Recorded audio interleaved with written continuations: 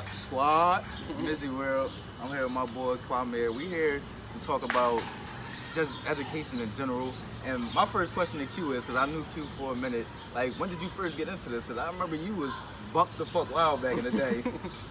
What did you mean when I first get into like education? when did you get in, yeah, like getting into like wanting to like try to change education? Because I know like that's one of your main things is trying to bring different things into the curriculum that like have things that deal with our community and all that. So first it started obviously after I got arrested, and I kind of like rediscovered some of my skills. Like I knew that I was smart growing up, but I never realized or embraced how smart I was. So once I got arrested and was, you know, doing like schoolwork on a daily basis at the juvenile facility I was at, I knew that education mattered, right?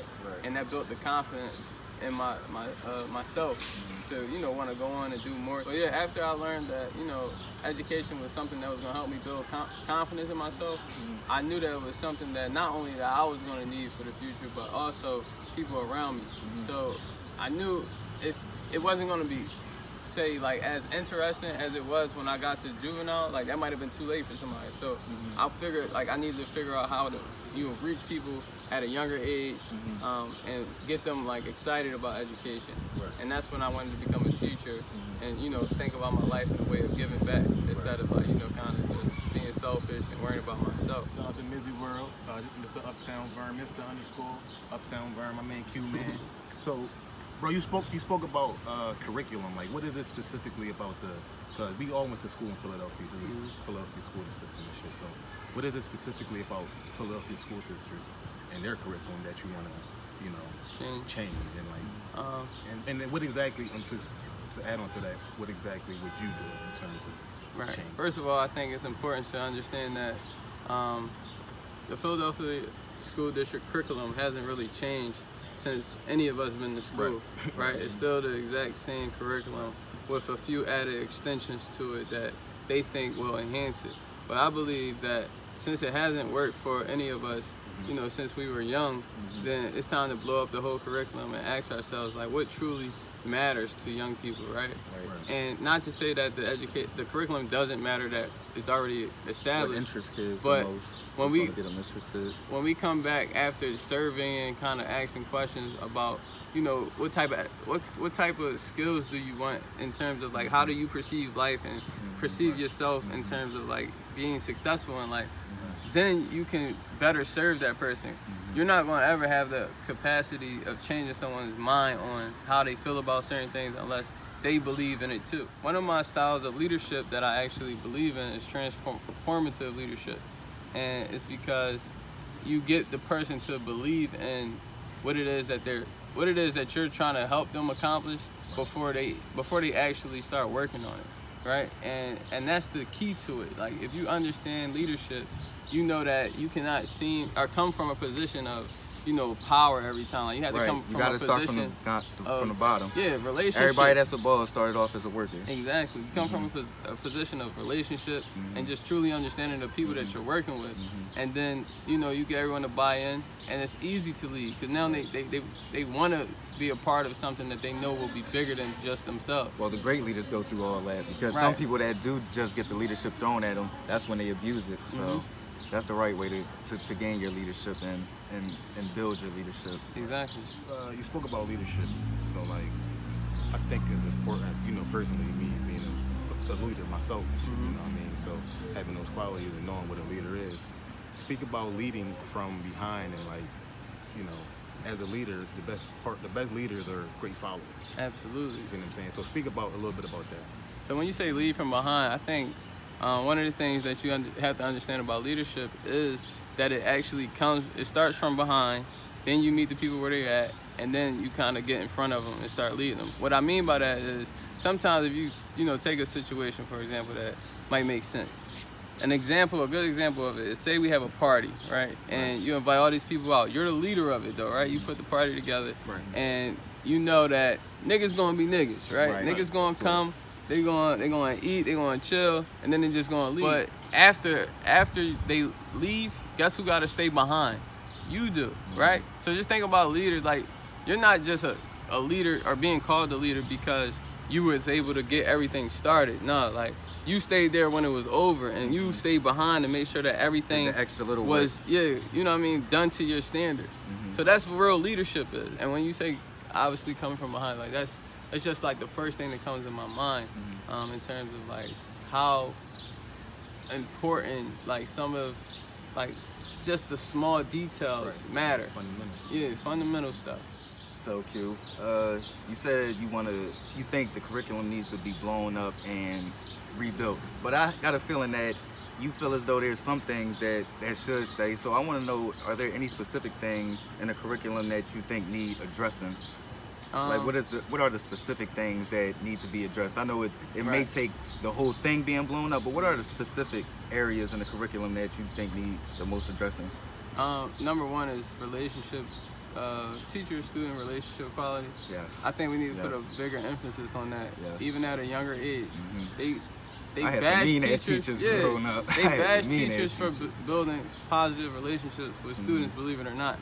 Because what they try to do is they try to get you in that classroom and be like everyone else that came in the classroom, being a forcer, you know what I mean, be a stickler to all the damn rules. Instead of being an individual. Right, and then you realize that the students really hate that shit. It doesn't matter. So when you really get deeper into like, you know, why relationships with teachers and students actually matter, you realize that the first week of school, right? If you got anything that has to do with the curriculum and your planning, then you really failed the students already. You lost them because they don't know you, right? For you to just walk in there and just think you're gonna be able to teach them something, you gotta know them first. You gotta understand them. Up. Like, yeah, okay. They're gonna be devising a plan of how they gonna do what they want to do because they see that it's a war. It's between them and you, and it's or more as them. a teacher, whoever you are in that classroom, it's gonna be between you and them. So obviously, as a curriculum, the teacher is the person that lead it, or lead it in the classroom. So I'm using the teacher really as my reference point right now, but the curriculum itself, de facto, for teachers to even consider going into a classroom like that. They feel the pressure of getting them to perform high on standardized tests. They feel the pressure of having like a principal or someone administrator walking in the classroom and trying to get, you know, everything under order and under rest for them to be happy, right? But to be honest, none of these kids are happy. So how are you worried about these administrators coming in here being happy about a whole bunch of nothing and nonsense before you worried about the kids? Exactly. It's deep though, man. Like I can go on and on and on about this. I understand this is not necessarily the platform for that, but it's one of those questions that really need to be talked about. Of course. So obviously we talking about education, right? So like when you talk about education, it's important. You got to talk about money. There's been a lot of defunding in just education in general in this country. So like, speak about that a little bit in terms of like what it's like, you know, what it's going to take to achieve what you need to achieve, you know, financially, and how do you plan on like, you know, implementing that, you know, and talking to the right people and you know, and getting to that point where it's like, you really need, this is what we really need for education, so let's get it done. I think number one, like since there's been like a big campaign around recruiting black male teachers to education, they're going to have to start bringing up the money conversation, because one thing that's not attracting us is the fact that teachers don't get paid a whole lot of money. I wanted to elaborate on so that. that's the number one thing that's going to attract a black male, and knows he has to, you know, be like, provide for himself. Yeah, be able to provide for himself straight out of high school with, you know, loans and things like that you occur once you go to college. So, I mean, you're going to have to start talking about that, and it's going to become relevant to black male teachers in terms of not only just those outside the school things, but even inside the school. Who do the students respect? They respect the people who actually have money and who's making the money. Of course. So if you're bringing a person in here to teach me about whatever you want me to learn that don't have any money, right? I don't want to hear it. Even when you look on social media every day, you ain't listening to nobody that ain't got no money. Like if you find out he ain't got no money or she ain't got no money that's on your Instagram page, you like, yo, like what is there? Like, why am I listening to even you? here? Why Yeah, am I even here? What are you talking about that's really relevant to me? Right. And it's not to say that it's fair in every conversation, but Right. it's real, and you Right. can't take that away from kids. They want to get up, they want to grow up and get out the hood too. Right. And when you talking about education, education isn't always the key to financial freedom, right? Right. It can be if used correctly, but some people really just go into education for self-development and bettering themselves, and end up in debt. So, Right. do it really make sense for everyone when you to put it that go way. into college? No. Absolutely not. Right. If they can't financially afford it, you get what I'm saying? But Right. ultimately, I think my goal as a black male teacher in the school district is to start sharing these perspectives and being a leader on some of these issues and reminding people that these things are important. This is why our education system sucks. And better yet, I want to start like building leaders from my students and having them speak out on these issues. I'm saying, like, if a kid get up and say, like, this is really why I don't respect y'all, you know what I mean, and is able to articulate it, or not just respect y'all, but this is why I don't look up to you as a teacher, and this is why I don't ever ascribe to be like you. Right. You know what I mean? Like, I don't like the fact that you're broke. I look at you struggling, You are and it's not what struggling. I want to be when I get older. Right. Why would I grow up and try to be like that? Right. Why would I aspire to be that? So that's my. I So feel the like- whole funding isn't even school. The whole funding is still paying these teachers well and making sure they're taken care of, because the happier you come into your job, the better you gonna be. Give us a little sneak peek into your curriculum and the ideas you have. I will. So my goal right now, as a founder of a mentorship program, is to pretty much be also a consultant for schools. And right now I'm a teacher for St. Gabriel's Hall, and this is a summer school program that they have for juveniles.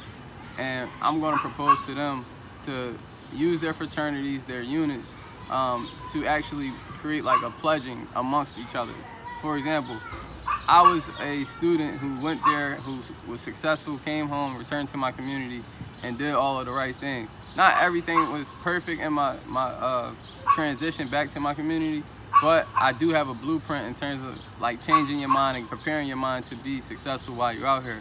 So I want to share that and build young people up while I'm at St. Gabriel's Hall through a mentorship program. But if you ever found out anything about pledging and like what fraternities are, that's what Following Greatness is going to become. Right. Okay. Following Greatness is How going to be real it is. an A brotherhood. opportunity for you to pledge into.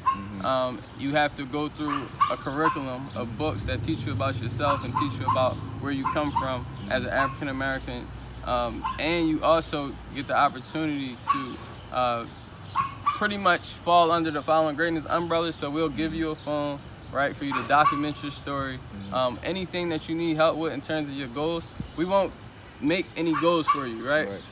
The only thing that we're really going to focus on is that we can help you go into law. Like, we want all of our young people to be able to go into law school successfully and come out to be able to help their community. Now, it's not to change or turn everybody into a lawyer, but it is to give everybody that independency once they come from law school. So I'm going to law school in the next year or two.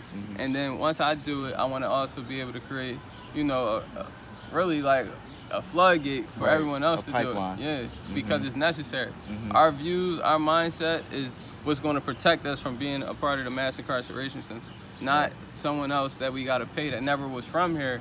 You know what I mean? That doesn't have really anything other than money, a money interest with our community, you know what I mean, that's going to protect us. That's not what we need. We really need people that are from the community. Yes, every single day they're getting a call about somebody who's going to jail, you know what I mean, who's facing trial or, facing these crazy football number sentences. Yes. We got to make sure that we are the one leading that cause. So Following Greatness, again, is a curriculum that's going to build everyone up to that point where they can see themselves having a bigger voice in their community. So that was just a little sneak peek of what our thoughts and his thoughts were on about the whole education system, what his plans are for taking over the whole education system. I want to thank Q for coming out here and Mr. UptownVern for coming out here. Thank you, cousin. Great questions, It's yo. family right here, baby. Absolutely. It's family. Give y'all information so everybody that's watching it can follow y'all. So my name is Quamir. I'm a teacher here in Philadelphia. I teach 4th grade. I'm at Mary McLeod Bethune. I'm also on social media, obviously under Quamir Trice, or you can search me on Instagram at following_greatness. Again, that's following_greatness, which is a nonprofit organization that I use to mentor young juveniles and people who are coming through like a system of racism and oppression and need my help. Right. You can just follow me on the gram, baby, Mr._UptownVern.